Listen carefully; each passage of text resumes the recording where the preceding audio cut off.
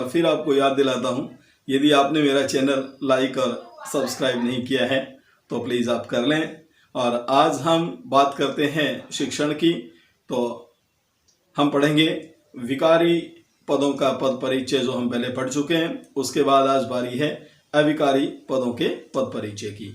और अविकारी पदों के पद परिचय में मैं आपको बताना चाहूँ, अविकारी पद जो वाक्य में प्रयुक्त होते हैं लेकिन विकृत नहीं होते, बदलते नहीं हैं, अविकारी कहलाते हैं। तो आइए शुरू करते हैं अविकारी पदों का पद परिचय। अविकारी के बारे में मैं आपको बता चुका हूँ। अविकारी पद, इनका पद परिचय हम पढ़ेंगे। तो अविकारी पद पहले बता दूं कौन कौन से होते हैं। अविकारी पदों की श्रेणी में आते हैं, ये 5 आते हैं विद्यार्थियों। कौन कौन से 5? सबसे पहला नंबर 1 आप कहेंगे क्रिया विशेषण, और नंबर 2 कहेंगे संबंध बोधक। इसके बाद नंबर 3 समुच्चय बोधक। कौन सा? समुच्चय बोधक। और नंबर 4 कौन सा? विस्मयादि बोधक। और नंबर 5 एवं अंतिम कौन सा होगा? निपात। ये 5 आपके अविकारी पद हैं। बारी बारी से इनका पद परिचय हम पढ़ेंगे। तो आइए सबसे पहले हम शुरू करते हैं अविकारी पदों के पद परिचय में। ये हमारा पहला जो है कौन सा? क्रिया विशेषण। तो क्रिया विशेषण की परिभाषा मैं आपको बताना चाहूं। क्रिया विशेषण की परिभाषा होती है क्रिया की विशेषता बताने वाले शब्द। क्रिया की विशेषता बताने वाले पद क्या कहलाते हैं? क्रिया विशेषण कहलाते हैं। क्रिया की विशेषता बताने वाले पद क्या कहलाते हैं? क्रिया विशेषण कहलाते हैं। अब क्रिया की किस तरह की विशेषता ये पद बताएंगे वो मैं आपको बता देता हूं। इसके अनुसार इनके भेद हो जाते हैं। तो क्रिया की विशेषता ये बताएंगे रीति संबंधी विशेषता। कैसी? रीति संबंधी विशेषता। क्रिया की काल संबंधी विशेषता, और क्रिया की स्थान संबंधी विशेषता, और क्रिया की परिमाण संबंधी विशेषता। इस प्रकार ये 4 प्रकार की विशेषता बताने के काम आते हैं। और 4 प्रकार की विशेषता बताते हैं विद्यार्थियों। तो इनके भेद भी कितने हो जाते हैं? भेद भी 4 ही हो जाते हैं। नंबर 1, नंबर 2, नंबर 3 और नंबर 4 साथ में लगा देते हैं। रीतिवाचक क्रिया विशेषण, कालवाचक क्रिया विशेषण, और स्थानवाचक क्रिया विशेषण, और साथ में परिमाणवाचक क्रिया विशेषण। ये भेद हो गए जिनके कितने? 4 भेद हो गए हैं। ठीक है, इन चारों को आप बताएंगे। तो इनकी पहचान आप कैसे करेंगे? मैं पहचान के बारे में आपको स्पष्ट बता देना चाहता हूं कि इनकी पहचान आप किस तरह से करेंगे। इनकी पहचान बिल्कुल ही आसान है। कैसे है? इनकी पहचान के बारे में हम पढ़ते हैं। देखिए, सबसे पहला भेद हम लेते हैं रीतिवाचक। कौन सा भेद लेते हैं? रीतिवाचक क्रिया विशेषण का भेद लेते हैं। रीति का मतलब होता ढंग, क्रिया कैसे हो रही है, क्रिया का होने का ढंग कैसे है, कौन सी विधि है। ठीक है, तो आप क्रिया के साथ कैसे, कैसा, है ना, और कैसी, ये लगाकर प्रश्न करेंगे। ठीक है, ये लगाकर जब आप प्रश्न करेंगे तो आपका जो उत्तर आएगा वो रीतिवाचक क्रिया विशेषण होगा। ठीक है, समझ गए ना। जैसे वह तेज चल रही है, वह तेज चल रही है। यहां हम प्रश्न करेंगे। कौन सा प्रश्न करेंगे? वह तेज की जगह कैसे, वह कैसे चल रही है। ये हमने प्रश्न किया तो हमारा उत्तर क्या आया? तेज। ये हमारा उत्तर आया। जो हमारा उत्तर आएगा वो क्या होगा?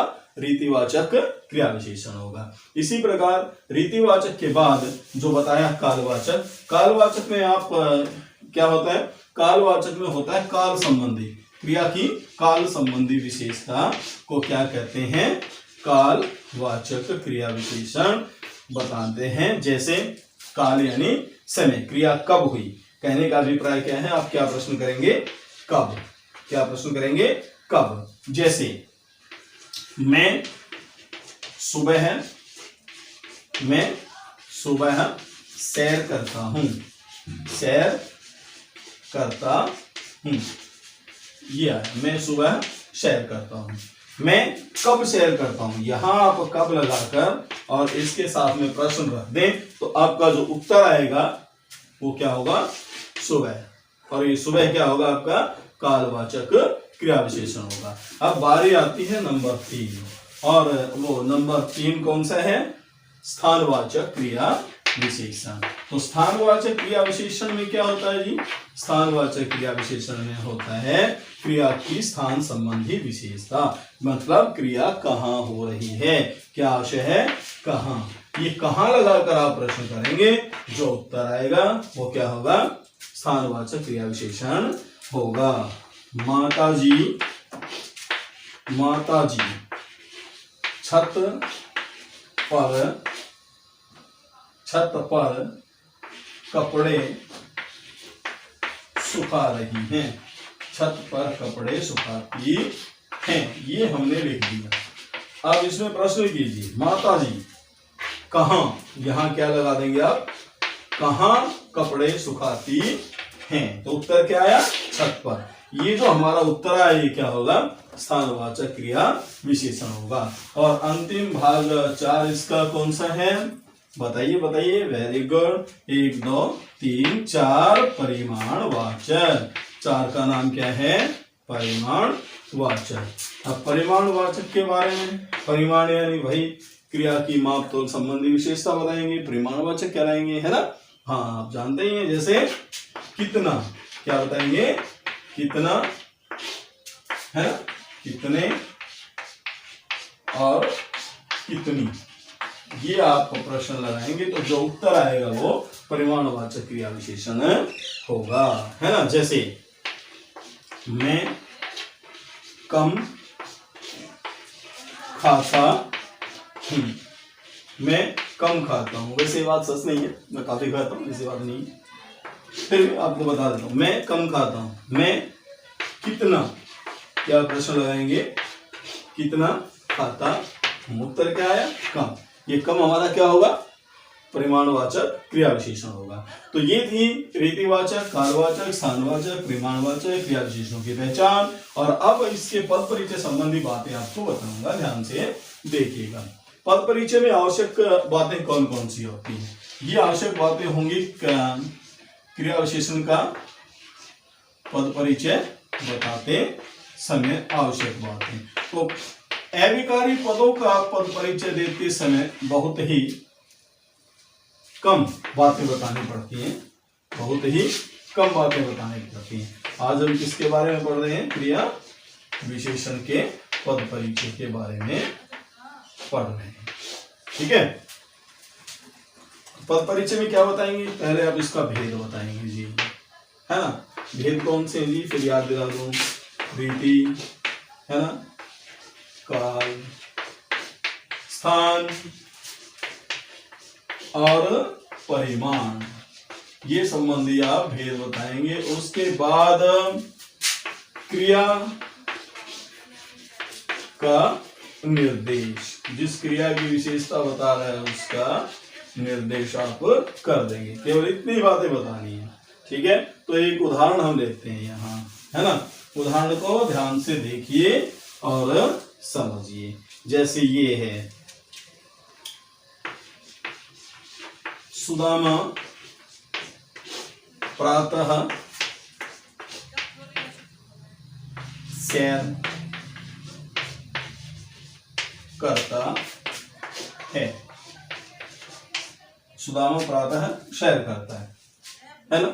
तो हम क्या करें, सुदामा कब सैर करता है, प्रातः है, तो ये प्रातः है, है ना। इसका पद परिचय देना है, इसका पद परिचय देंगे तो क्या आएगा, पहले पद लिखिए प्रातः, उसके बाद क्या लिखिए भेद, कौन सा भेद लिखेंगे, है ना, भेद कौन सा लिखेंगे, कालवाचक, कालवाचक क्रिया विशेषण, और बाद में क्या लिखेंगे, सैर करता है, सैर करता है, सैर करता है क्रिया की विशेषता। ठीक है, ये हो गया जी। इसके बाद और उदाहरण ले लीजिए आप, है ना, जैसे घोड़ा, घोड़ा तेज दौड़ता है, घोड़ा तेज दौड़ता है, पद परिचय इसका देना है। ठीक है, तो पहले लिखिए सामने तेज, फिर इसका भेद कैसा, घोड़ा कैसे दौड़ता है, तेज, तो कैसे आया, तो कौन सा भेद आया, रीतिवाचक, है ना। तो हम क्या लिखेंगे, रीतिवाचक क्रिया विशेषण, और इसके बाद क्या लिखेंगे, दौड़ता है, दौड़ता है क्रिया की रीति संबंधी विशेषता, रीति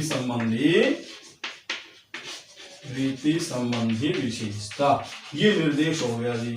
ठीक है, और ऐसे ही आप चारों जो क्रिया विशेषण के भेद हैं उनका पद परिचय, उन पदों का पद परिचय दे सकते हैं। विद्यार्थियों, आज के लिए इतना ही।